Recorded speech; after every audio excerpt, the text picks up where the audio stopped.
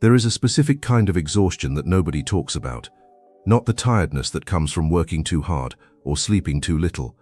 The exhaustion of being the one who always reaches first. The one who sends the message. The one who suggests the plan. The one who checks in after a silence that went on too long. You do it so automatically that you stop noticing it's even happening. And then one day, maybe you're standing in your kitchen, maybe you're in the middle of something completely unrelated, you realize you haven't heard from them unless you started it, every single time. That realization doesn't arrive with a dramatic soundtrack. It arrives quietly, like noticing for the first time that a door in your house has always been slightly crooked. You didn't build it that way. You didn't decide it.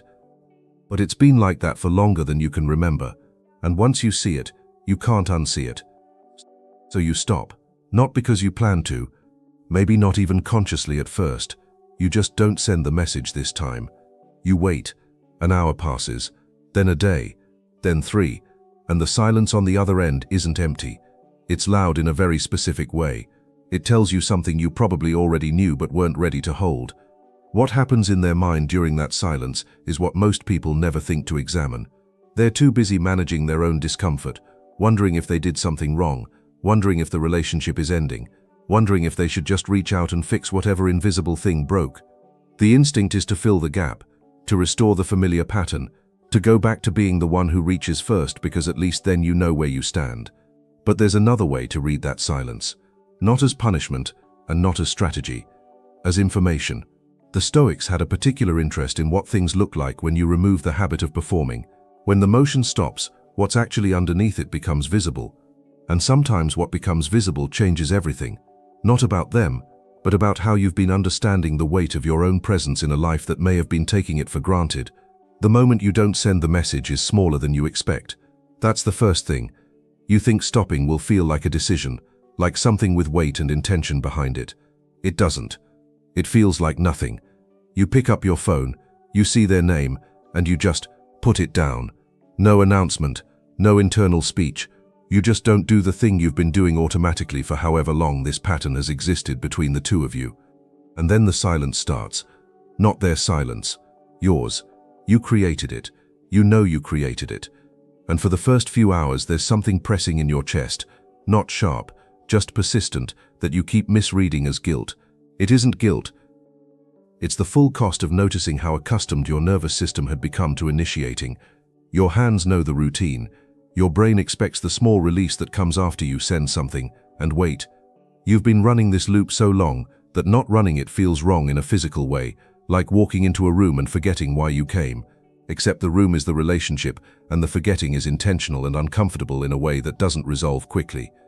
A friend, and this is something that happens more often than people admit, spent almost a year being the person who planned everything.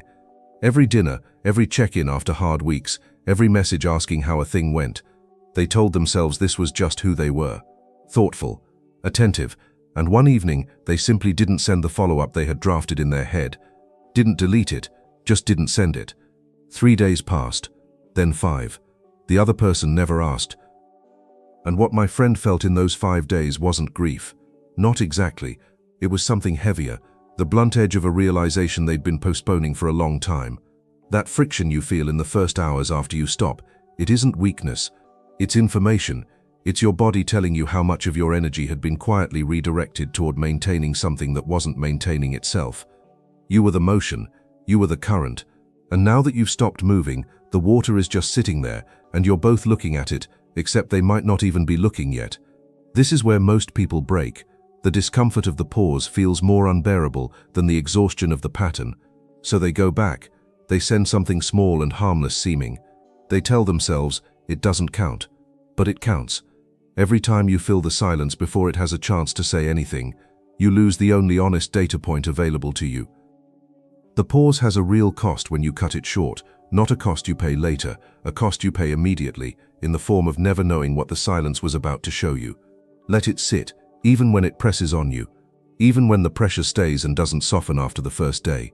What doesn't bend under that discomfort is the part of you that already knows what this pattern has been costing. They don't notice immediately. That's the part nobody tells you.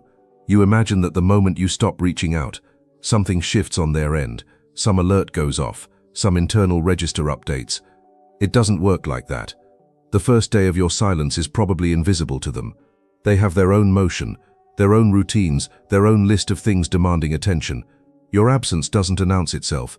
It just sits there, waiting to be noticed. The second day is when something starts to move. It's not dramatic. It's not a sudden realization. It's more like a texture change, the same way you'd notice after a few days that a background sound you were used to is no longer there. Not because you were listening for it, because the absence of it creates a kind of empty frequency where there used to be something. They might pick up their phone and scroll past your name without stopping, but something in the motion slows for half a second. Something registers without being named. By the third day, and this is where it gets interesting, because I'm not entirely sure the timeline is consistent for everyone. It probably depends on how much of the pattern they were conscious of. By the third day, the absence starts to press with real weight. Less worry than a question that hasn't found language yet. Where is the thing that was usually here? And here is where the psychology becomes worth examining carefully. The human mind has a particular relationship with what it can presume when something is reliably present, a person's attention, their initiating, their consistent availability. It stops being experienced as a gift or an effort. It becomes part of the furniture of the relationship, not valued, not consciously appreciated, just there. The real weight of it only becomes perceptible in its absence, not because the other person reaches out or the silence breaks or anything external shifts. It's just how perception works when something has never had a hard edge, when it's always arrived smoothly, without friction, without interruption. Think about a work situation. Someone on a team who always follows up, always remembers the details, always sends the recap after the meeting. For months, maybe longer, that behavior is absorbed into the baseline expectation. Nobody thinks about it. Nobody celebrates it. And then that person is out for 2 weeks sick on leave. It doesn't matter. And suddenly the team realizes they have no idea where 3 ongoing projects actually stand. The absence reveals the true cost of the contribution. Not because anyone was ungrateful, because gratitude requires noticing, and noticing requires contrast, and contrast requires the thing to not always be there. The same mechanism operates in personal relationships.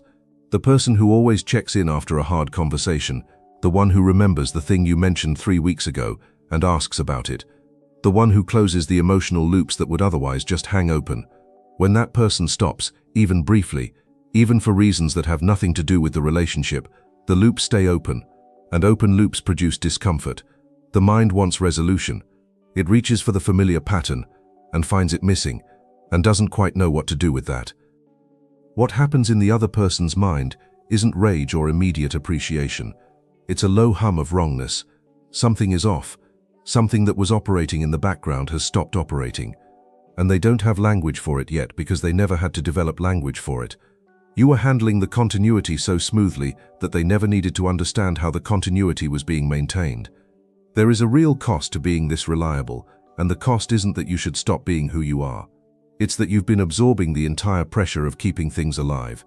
And that pressure doesn't distribute itself equally between 2 people when one person keeps volunteering to carry it alone. The other person isn't necessarily aware of the imbalance. That's not the same as the imbalance not existing. So when you stop, and the hum of wrongness starts in their chest, that hum is the imbalance becoming visible. That hum is the real cost of the pattern surfacing for the first time in a form they can't ignore. They can't name it yet. They might not name it at all, but something in them knows that what they assumed would always be there is suddenly, without explanation, not there. And the absence of what doesn't bend, of what you were providing without fanfare, without keeping score, is starting to press on them in a way that their usual routines can't quite smooth over. What they do with that pressure is not yours to manage, but understanding that it exists, that it's real, that it was produced by something you were actually doing, and not just imagining that matters. Not for what you'll do next, for what you now understand about what you were. There's a word for what you were doing, but the word makes it sound more calculated than it was. You weren't subsidizing the relationship consciously. You were just being available, responsive, present, except availability, when it's unconditional and consistent, stops functioning as a quality and starts functioning as a given. Like air. Nobody values air while they're breathing it. The distortion happens slowly. Your presence becomes the floor of the relationship rather than something that stands on its own. And when you are the floor, when you are what everything else rests on, You become invisible in the specific way that structural things become invisible. A parent who handles every logistical detail of a household for years, not thanked, not noticed, not because the family is cold, but because the system runs. Systems that run don't ask for attention, they only get it when they stop. You were running, quietly, consistently, and the cost of that, never part of anyone's conscious accounting, was real. You solved it before it surfaced. Every time you solved it before it surfaced. Every time. That is not a character flaw, but it is something worth understanding without softening, because what you represent to someone is partly a function of what they've had to work to keep, and if the answer to that is nothing, if you've been the one doing all the keeping, then what you represent has been distorted by the ease of your presence, not by your actual value, by the absence of friction around it, and then something shifts on their end, not because they've suddenly become more emotionally intelligent, because the silence has lasted long enough that it can no longer be explained away. The first explanation is always logistical. You're busy. Something came up. You'll reach out when things settle. This explanation is comfortable because it requires nothing from them. It doesn't ask them to examine anything. It just asks them to wait. And waiting is easy when you're confident the waiting will end on its own. But it doesn't end. The days keep passing and the pattern that was always there, the one they never named because naming it would have meant acknowledging how much they relied on it, that pattern is simply gone. And the logistical explanation starts to lose its hold. Because busy people still send a single line. Because even in the middle of a hard week, people find 30 seconds for the connections that matter to them. They know this. Some part of them has always known this. So when the logistical story stops being convincing, something harder moves in to replace it. This is the confrontation, not with you, with themselves. They start to run a quiet internal inventory that most people never voluntarily run. When did I last reach out first? When did I last ask how they were without being asked first? When did I last do the thing they always do? Close the loop, follow up, hold the thread. And the inventory comes back with answers that are uncomfortable to sit with. Not because they're monsters, because they can see, maybe for the first time with any real clarity, that the relationship has been running on one engine for a long time, and they never once offered to share the load. I want to be careful here, and I say that because I think it's easy to read this and turn it into a story about fault and blame, which is not what's actually happening in their mind. Guilt implies awareness of a rule you broke. What they're feeling is older than that. The grain of recognition. The specific discomfort of seeing something that was always true but never had enough contrast to be visible. You provided the contrast by leaving, not by doing anything aggressive or strategic, just by not being there in the way you always were. Someone ends a long relationship. Months pass.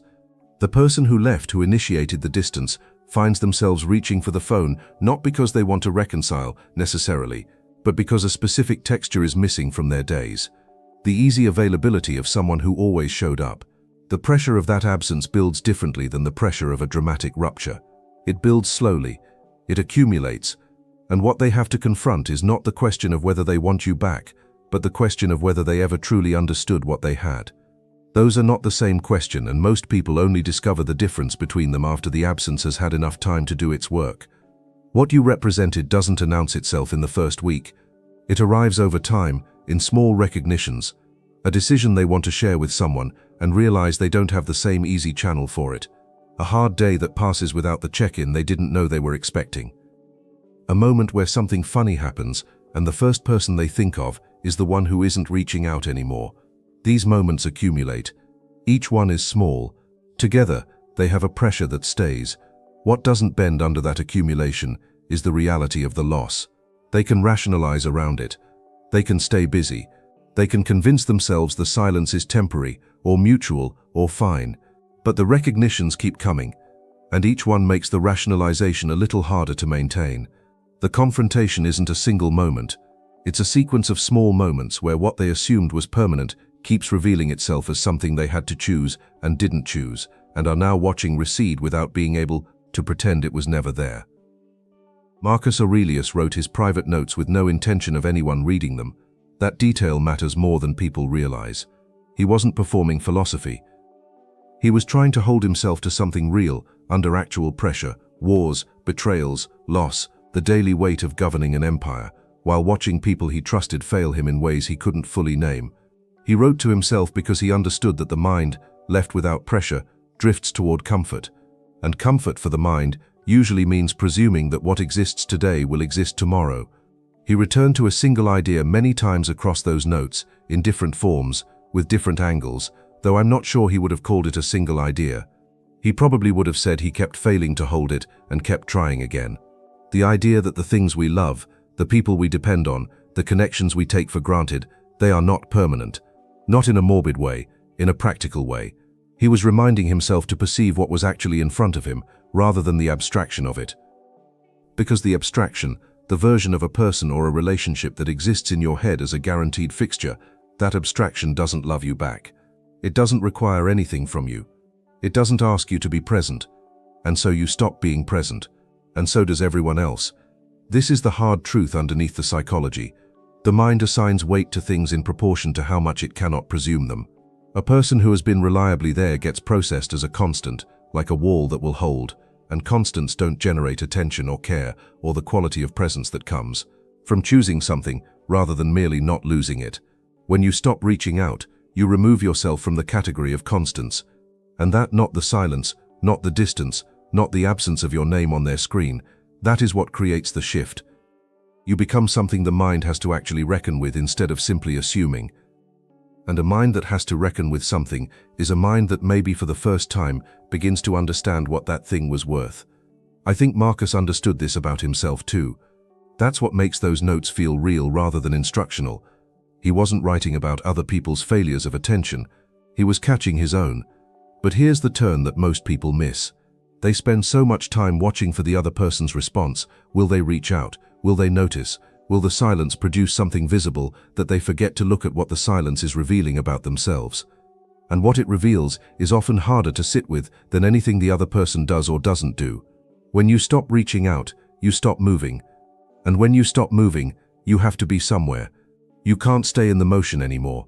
The motion was, among other things, and I think this is the part that's hardest to admit honestly, the motion was keeping you from feeling the full weight of the uncertainty. As long as you were reaching, you were doing something. You were managing. You were maintaining the sense that the connection existed because you were always providing evidence that it did. Every message you sent was a small proof of life. Not just for them, for you. When you stop, the proof stops too. And what you're left with is the question you were outrunning. Someone spends 3 years building a friendship that feels deep and mutual. They are the one who initiates the plans, sends the articles that remind them of shared conversations, shows up at the things that matter. They tell themselves this is just their nature. And it is, partly. But partly it's also a way of not sitting still long enough to notice whether the friendship would survive if they stopped carrying it. The motion was protection. A way of never having to find out. When they finally stop, not as a test, just out of exhaustion, and the weeks pass, and the silence holds, what they face isn't just information about the other person. They face the real cost of having avoided that question for 3 years. The weight of time spent maintaining something that may have been a construction, and that weight is theirs. It was always theirs. They just kept moving fast enough that they didn't have to feel it land. This is where the Stoic understanding becomes genuinely useful rather than theoretical. The practice, and it is a practice, not a single decision, is to look at what you're doing and ask who it's actually for. Are you reaching out because the connection is mutual and alive, and you want to tend to something real? Or are you reaching out because stopping would force you to know something you're not ready to know? Those two things can look identical from the outside. They feel completely different from the inside, if you're willing to sit with the question long enough to get an honest answer. What changes when you stop is not primarily about them. It's about the pressure that was always there, underneath the motion, that you were managing by never letting things go still. That pressure doesn't disappear when you stop. It becomes visible. You feel it for the first time without the motion absorbing it. And that weight tells you something. It tells you how much of yourself you were quietly pouring into maintaining a particular version of a relationship that may not have been as mutual as the motion made it appear. What doesn't bend under that recognition is the part of you that needed to know. Not the part that hoped the pattern was fine. The part that already suspected it wasn't and kept reaching anyway, because hoping felt better than knowing. That part of you was paying a real cost for every message sent into a silence that only ever broke when you broke it first. Stopping lets you see that cost clearly. The point is honest accounting. Deciding, from that place, what you actually want to carry going forward. And then at some point, the pressure changes texture, not because the situation resolves, not necessarily because the other person reaches out, or the silence breaks or anything external shifts. The pressure changes because you've been sitting with it long enough that it stops being emergency and starts being information. That's a real transition. It doesn't happen on a schedule. It doesn't happen because you decided to feel better. It happens because the mind, when it's finally allowed to be still without immediately being rescued from stillness, begins to do something it couldn't do while it was always in motion. It begins to settle. What settles isn't comfort exactly. It's something more like ground. You find out where the actual floor is, not the floor you were building by constantly reaching and maintaining and proving, the floor underneath that. The one that exists regardless of whether any particular connection continues or ends. And standing on that floor, even for the first time, changes the geometry of everything. Someone leaves a position they'd held for a long time. Not fired, they chose to go. And in the weeks after, they find themselves reaching for habits that no longer apply. The instinct to check a certain inbox, the reflex of solving a certain kind of problem, the identity that had been built around being needed in a specific way, by specific people, for a specific function. When that structure is gone, there's a period of, not collapse, but something like structural recalibration. The bones of who you are without the role. And what they discover, slowly, is that the bones are there, that something in them that doesn't bend was never actually the role. It was underneath the role the entire time, holding it up from below without either of them knowing. The same thing happens when you stop carrying a connection that was running on your energy alone.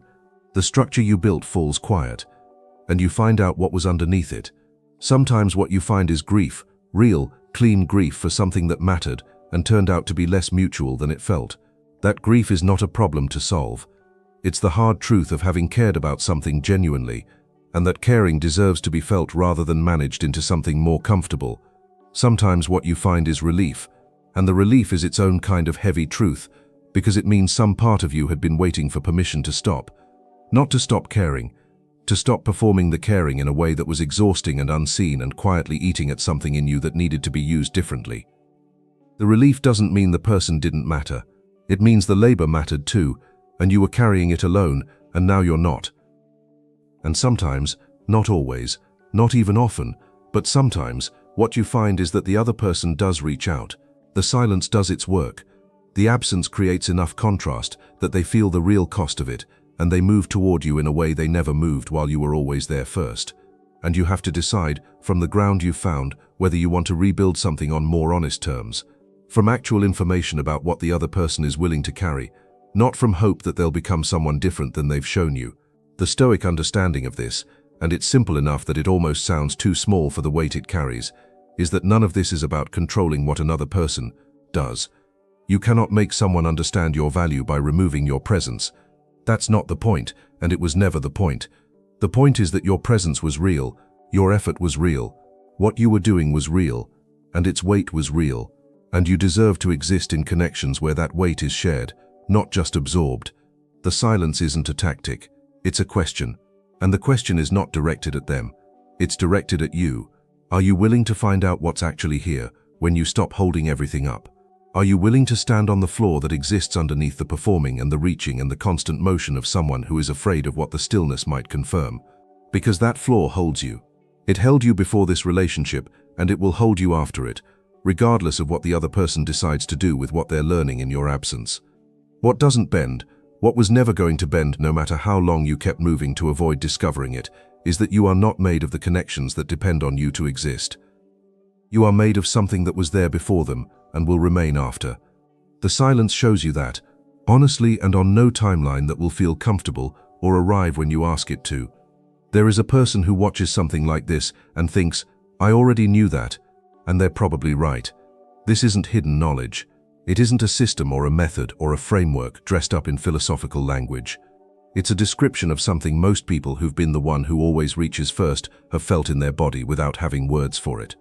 The exhaustion, the friction of stopping, the specific silence that follows, the slow accumulation of recognitions on the other end. None of this is new. What's difficult isn't the knowing, it's the staying still long enough to let the knowing actually land somewhere useful. Because the instinct is always to move, to do something with the discomfort rather than sit inside it and let it show you what it came to show. The motion feels productive, It feels like caring. And maybe it was for a while. But at some point, and you probably know when, even if the date isn't precise, the motion stopped being care and started being management. You were managing your own fear of the stillness. You were managing the uncertainty about what the connection actually was without your effort holding it up. The reaching wasn't just for them, it was protection. And now you've taken the protection away from them and from yourself. What you're left with is harder and more honest than anything the motion was producing. Think about what happens in the months after someone finally stops. Without announcement, without drama, just stops. The calls they didn't make, the follow-ups they let go, the plans they didn't initiate. At first it feels like loss, like they're watching something die that they built with genuine care. And some of it is loss. Real loss deserves to be called what it is without immediately being converted into a lesson or a growth moment or evidence of personal evolution. Sometimes a thing just ends, and it cost something, and the cost was real, and that's the whole story.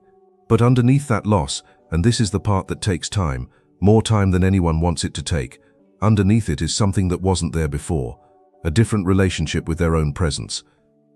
A sense, maybe for the first time, that they are not obligated to sustain connections through sheer force of effort. That their attention is not an unlimited resource to be dispersed without consideration of whether it's landing in soil that can actually receive it. That the version of themselves that was always reaching was in some ways a version that didn't quite believe they were worth being reached for. That belief, the quiet, unexamined belief that you have to keep the thing alive or it will die, that you have to be the one who shows up first or no one will show up at all, that belief has a real cost. It doesn't announce itself as a belief. It announces itself as a personality trait, as thoughtfulness, as being the dependable one, the caring one, the one who doesn't let things fall apart. And those things can be true and the belief can still be underneath them, shaping everything, quietly extracting payment every time you reach first out of fear rather than genuine desire. The silence does something to that belief. It tests it, not comfortably, not quickly, but the test is real, and what you discover, if you let the silence run long enough to get an honest result, is that the world does not collapse when you stop holding it up. That the connections that are real, actually real, built on something mutual, those find a way to continue or to honestly end. And the ones that only existed because of your motion, well, now you know.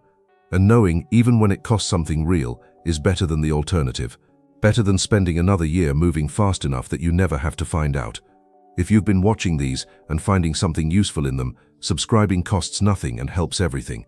Same with the like button, same with the hype thing that appears after. That's how this works.